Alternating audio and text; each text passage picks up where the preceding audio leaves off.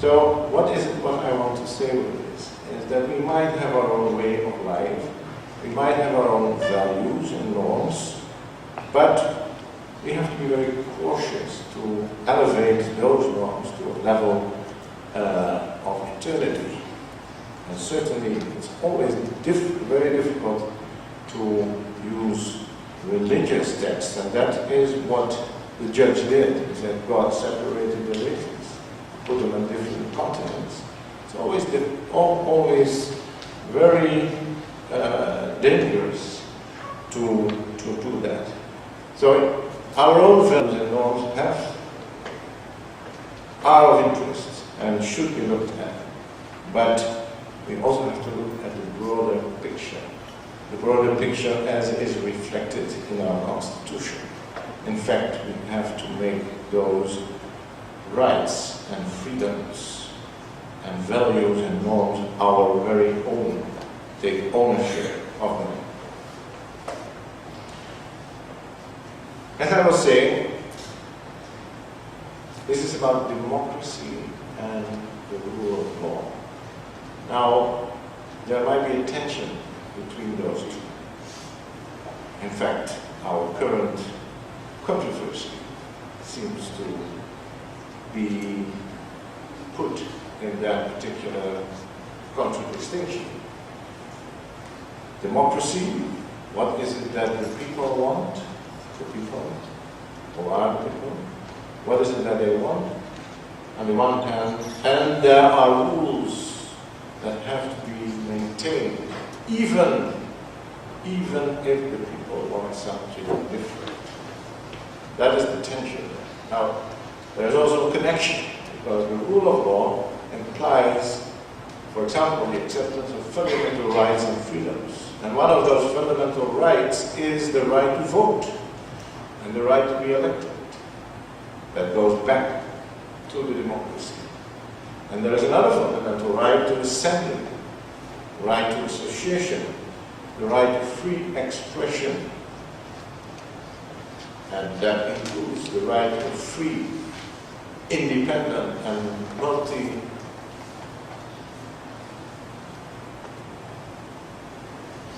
press,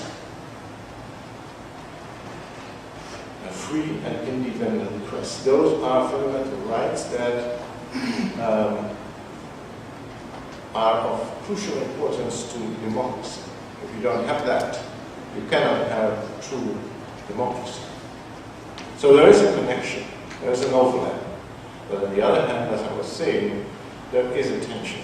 For example, can the Parliament in Sint Maarten decide that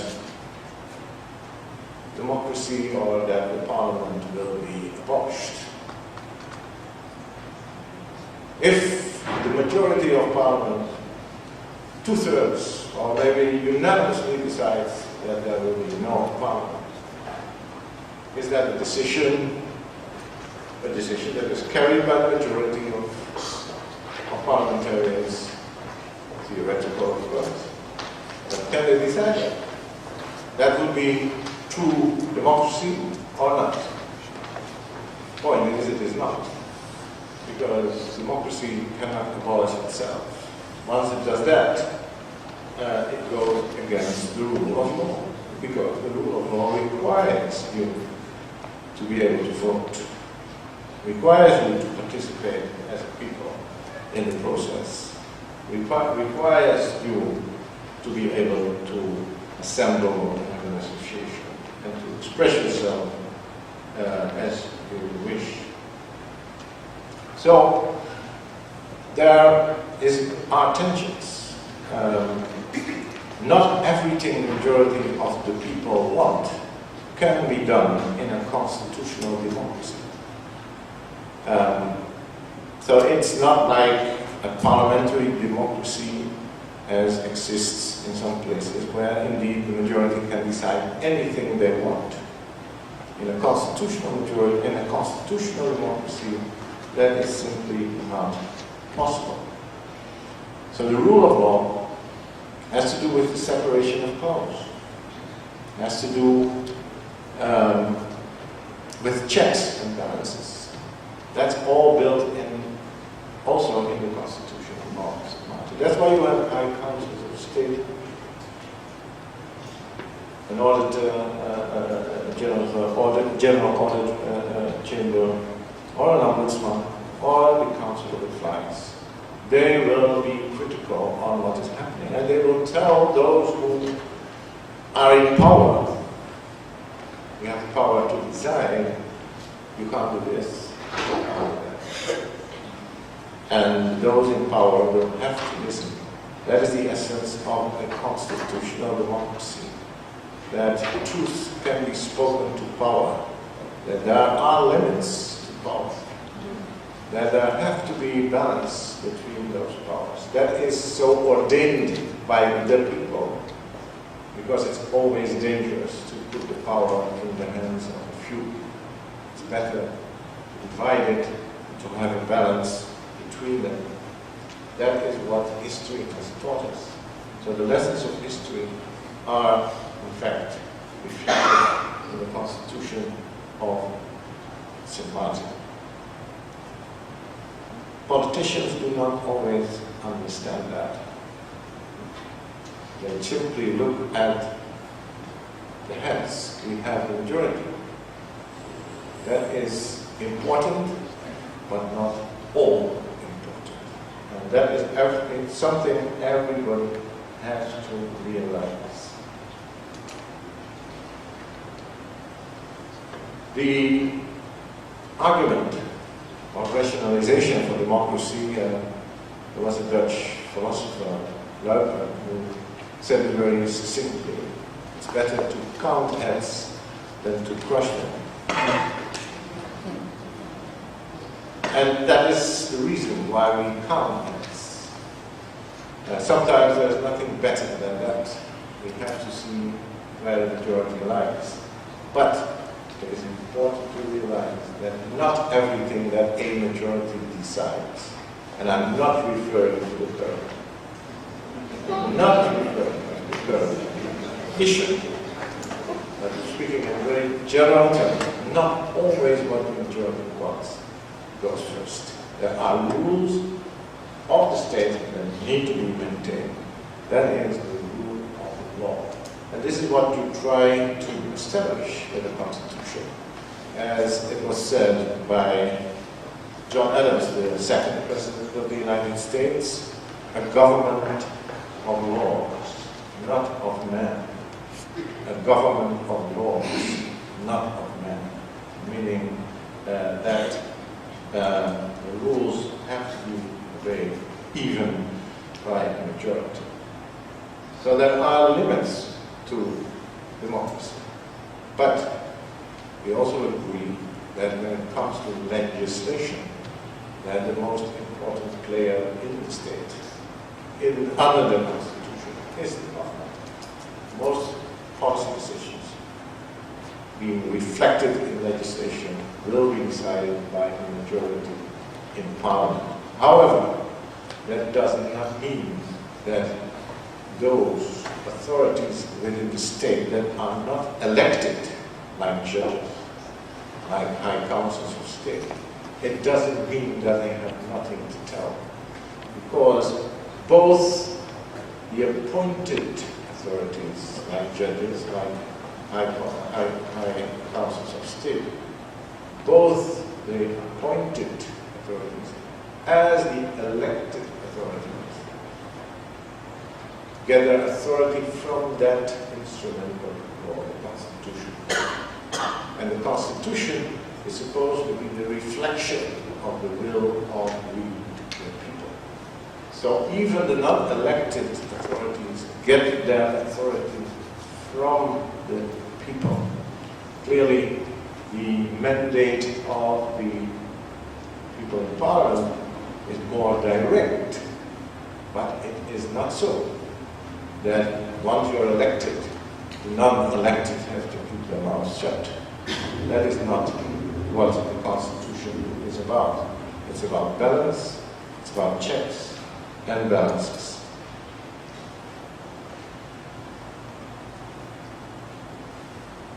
What people do besides voting? Now the whole electoral system that we have is being debated over and over again. But I have to say a little bit about it. It's a kind of a funny system where you be put on a list where you, if your party leader is a very popular man, and let me put this way, and I'm not referring to anyone, but I have to put it in general terms. The ability, I've said it in QSR last week, and I say it again, the ability to get votes is not the same as the ability to govern. Our society is made up of morals and values. What do we mean by morals and values? Morals are also called principles.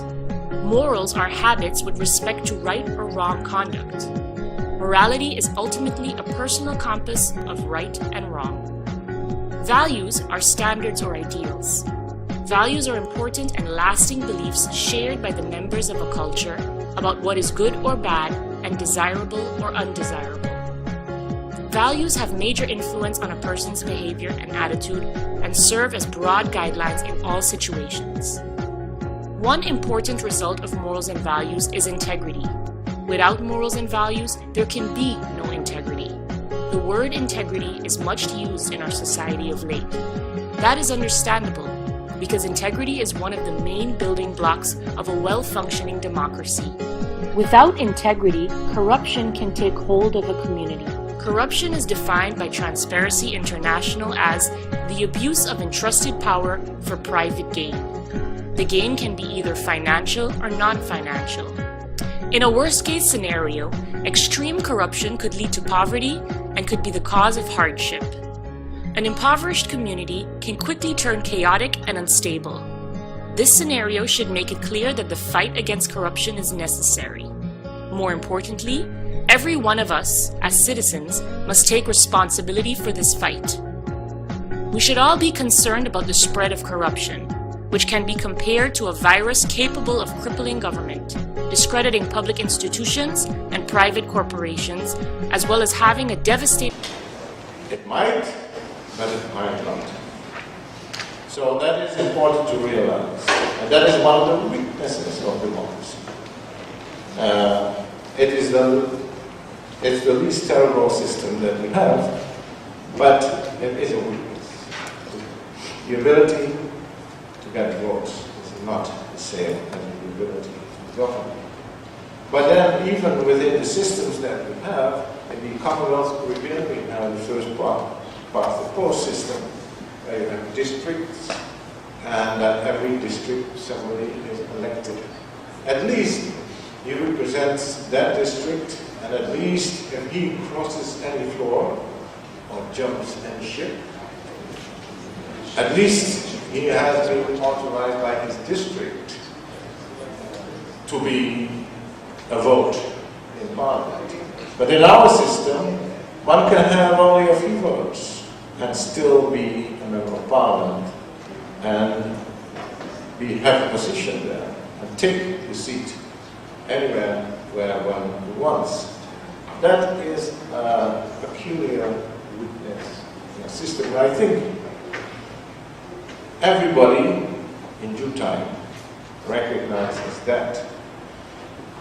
The answer to how to address that is, of course, much more difficult than to identify where the problem is. But I have to warn you that district systems, first past the post systems, are not perfect either. For example, in 2014 or 13, there was an election in Grenada, and 59% voted for the former opposition party, and 41% voted for the then government party.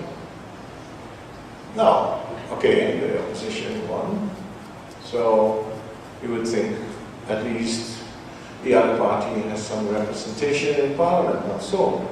With 40% of the votes, they had no seat at all. Because that's possible if you always lose within the district, even if it's close. And sometimes, and I think it was in 1998, for instance, the party that lost had more votes than the party that won. Which was possible because if you have districts with more people than in others, it might happen that you win an election with votes, with less votes than the losing party. So the point is that there are problems in any electoral system that you can think of. And it is not that easy to find a solution, what would be the best thing. There are also countries where they mix the systems, partly districts, partly proportional representation. But in Sint Maarten we have at least a system where those on the list with the most votes will get the seats. So you might be high up on the list, but if you don't have enough votes, you will not make it to Parliament. That was a proposal which was done at the time, and is still the system. And from a democratic perspective, there's something to say about for that. On the other hand, the system in Curacao is still that you just look at your spot on the list. And why was that done? There are, and I come back to what I said, there are people who are not that popular, but very knowledgeable. So you put them high on the list. You know that they don't get enough votes, but at least you have somebody with knowledge and professionalism in your party sitting in Parliament. So that is the advantage of that system. Once more, there is no perfect system, but I think it is our duty to start thinking. We, the people, have to start thinking about this. So,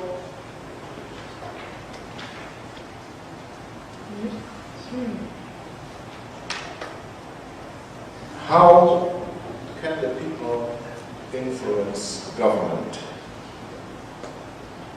apart from voting? Voting is important.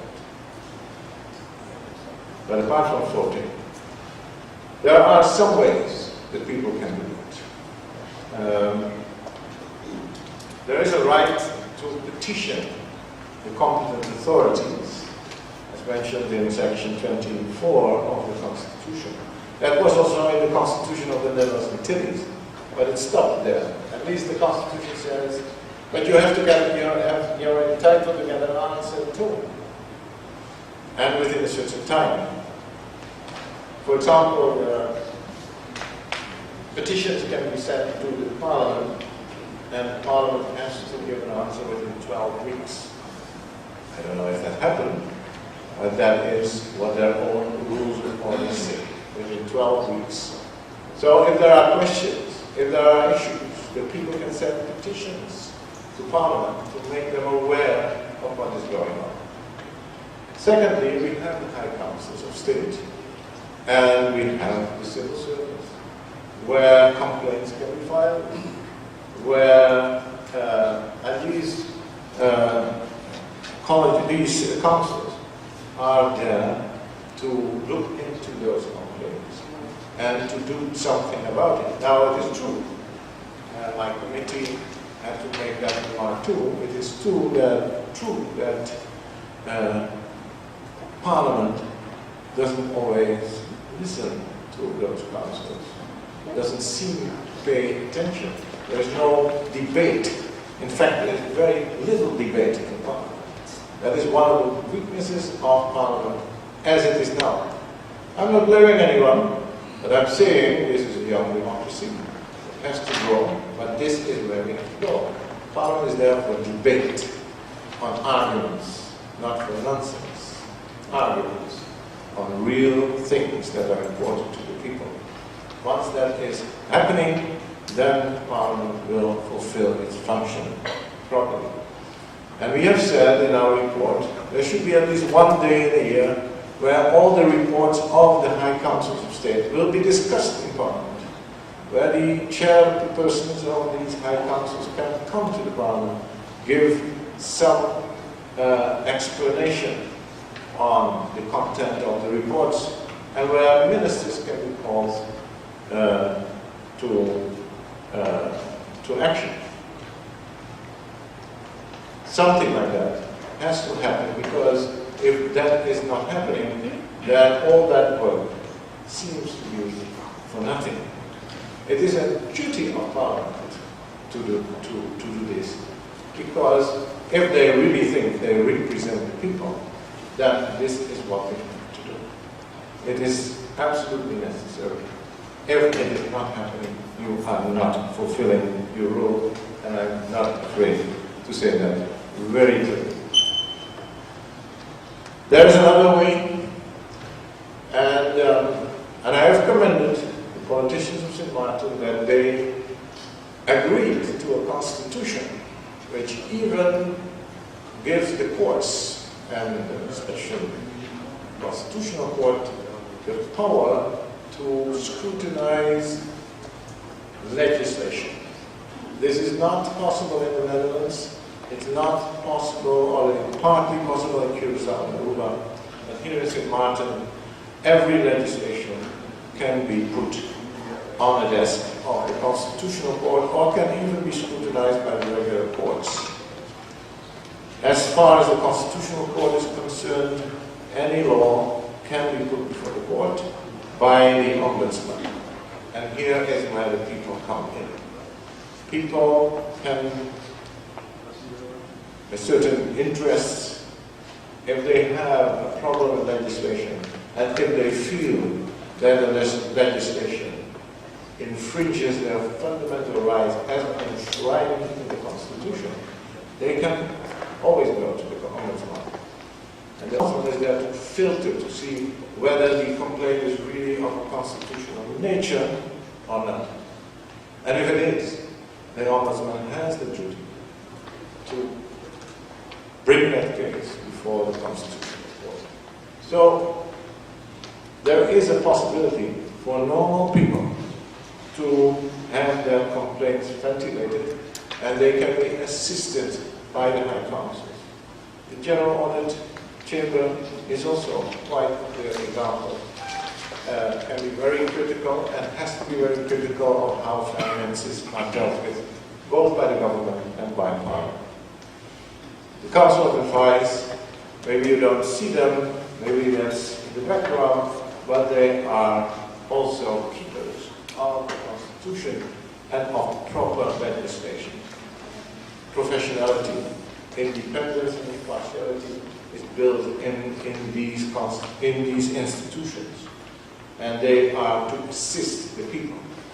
I have always said that the power of the courts for it to judicial review, even of legislation, is not more power to judges. It's more power to the people. Because now there is a way, a venue to go to, and to have these products of legislation being scrutinized.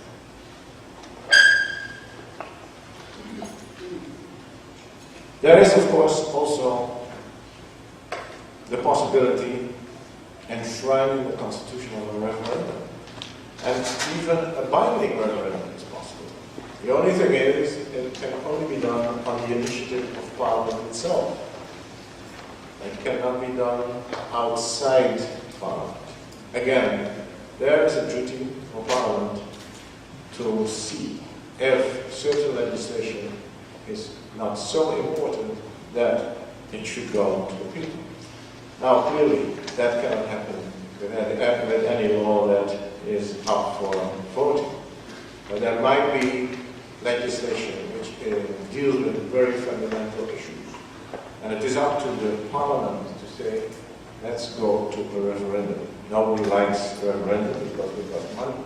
But it is worthwhile to consider every now and then a certain subject, to consider at least a referendum and have the people give their opinion.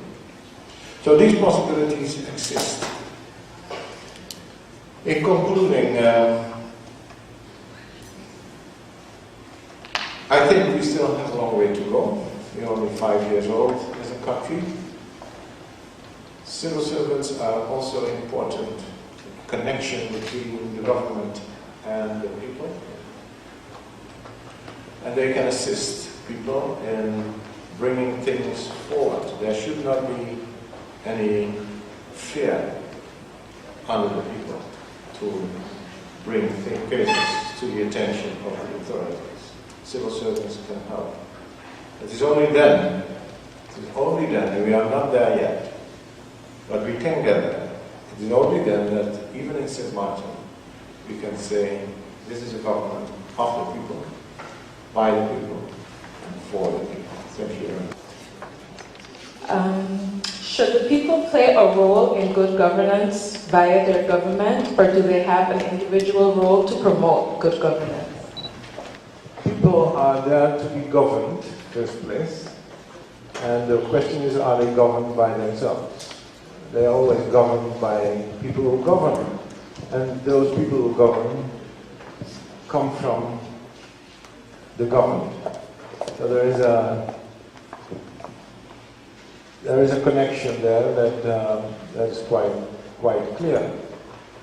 It depends on how you want to see the question. Clearly, people can contribute to good governance by, for example, avoiding these practices that we have seen when it comes to election. Just vote for those people who you really think can represent you, and not for those who can give you a refrigerator. That is a concrete contribution of the people to good governance. Very simple. And because that is where we have to go. I'm not condemning anything, but the point is, we know what is good, we know what is right, and we know what is wrong. And we have to say so. And not only do we have to say so, we have to do what we preach. Once we do that as a people, our politicians will also be different. And so, because this is a situation which is continuing itself, and it has to stop at some point. So there you can have a concrete contribution to good governance. If you see things happening that are wrong, you have to have courage. I know it's easier said than done, but if you can get yourself together and make a formal complaint with those authorities that deal with those complaints, that will be a contribution to good governance.